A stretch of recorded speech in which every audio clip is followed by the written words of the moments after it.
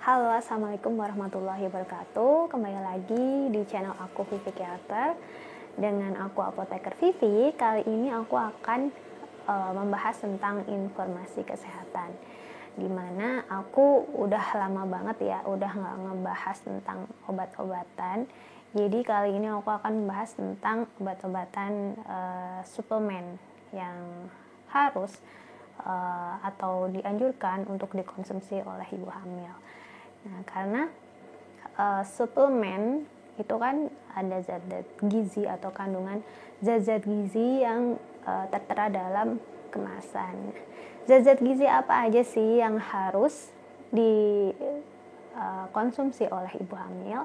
Nah, jangan kemana-mana, tetap stay tune terus di video aku. Check this out. Nah, zat-zat gizi yang perlu dikonsumsi oleh ibu hamil yaitu yang pertama vitamin yang larut dalam lemak. Nah, vitamin ini yaitu ada vitamin A, kemudian vitamin D, E, dan K. Nah, masing-masing vitamin ini mempunyai peranan penting, yaitu vitamin A berperan penting untuk pertumbuhan janin. Jadi dia berperan penting untuk perkembangan penglihatan, kemudian imunitas dan jaringan tubuh yang lain gitu ya. Jadi sumber-sumber makanan yang banyak mengandung vitamin A ini yaitu ada mentega, terus kemudian hati, kemudian ada kuning telur. Nah, kemudian ada sayur-sayuran hijau dan buah-buahan yang berwarna kuning seperti tomat, kemudian wortel, nangka, dan apel. Yang kedua yaitu vitamin D. Nah, vitamin D ini berperan penting untuk penyerapan kalsium dan fosfor sehingga mencegah osteomalasi pada ibu hamil. Nah, sumber-sumber makanan vitamin D ini yaitu seperti susu, kemudian minyak ikan laut, mentega, kuning telur, dan lain-lain. Kemudian yang ketiga yaitu vitamin E, yaitu berperan penting untuk pertumbuhan sel dan jaringan serta integrasi sel darah merah. Kemudian yang terakhir yaitu vitamin K, digunakan untuk mencegah kelainan darah untuk janin. Kemudian vitamin yang lain yaitu vitamin yang larut dalam air, yaitu vitamin C. Nah, vitamin C ini digunakan untuk penyerapan zat besi yang berperan penting untuk pembentukan sel darah merah sehingga mencegah anemia pada ibu hamil. Nah, makanan-makanan yang mengandung vitamin C ini yaitu seperti jeruk, stroberi, jambu biji, kemudian brokoli, tomat, dan lain-lain. Nah, untuk kebutuhan vitamin C ibu hamil itu sendiri yaitu 10 mg per hari.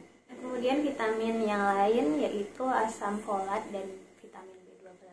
Nah, mereka ini bekerja sama untuk membentuk sel darah merah juga.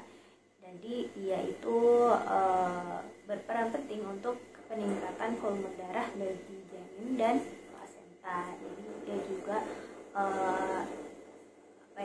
mencegah terjadinya anemia pada ibu hamil.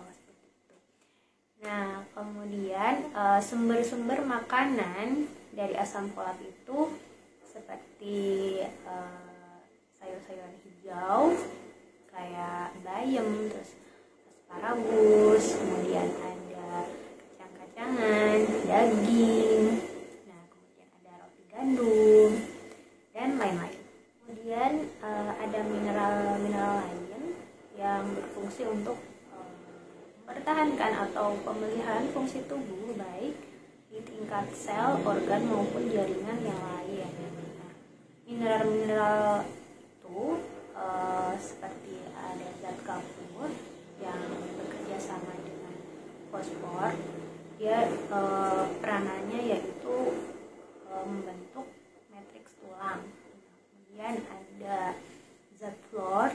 Nah, zat fluor ini digunakan untuk menguatkan gigi. Kemudian ada zat besi yaitu untuk pembentukan sel darah merah. Kemudian mineral lain seperti natrium dan iodium. Nah, ini digunakan untuk menjaga keseimbangan air di dalam tubuh. Nah, jika kekurangan natrium, maka akan terjadi terganggunya regulasi suhu tubuh. Contoh dari sumber makanannya yaitu seperti garam. Kemudian mineral yang terakhir yaitu mineral kalium yang digunakan untuk kontraksi otot. Nah, contoh dari sumber makanannya yaitu seperti garam. Nah, kemudian kebutuhan zat gizi lain yang dibutuhkan atau dianjurkan untuk dikonsumsi oleh ibu hamil yaitu seperti karbohidrat dan protein. Ini berperan penting untuk pertumbuhan janin. Nah, protein ini berperan penting untuk pertumbuhan plasenta dan cairan ketuban ya. Jadi kalau misalnya kekurangan protein, maka pertumbuhan plasenta itu akan terhambat. Nah, selain itu protein ini juga berperan penting untuk pertumbuhan sel dan regenerasi sel, seperti sel payudara, kemudian rahim, dan kolonoplasma. Dan hampir 70% protein itu dibutuhkan oleh janin. Nah, itu dia informasi kesehatan yang udah aku berikan. Nah, semoga bermanfaat. Jangan lupa like, share, and subscribe karena aku akan berbagi informasi kesehatan, makanan dan minuman sehat lainnya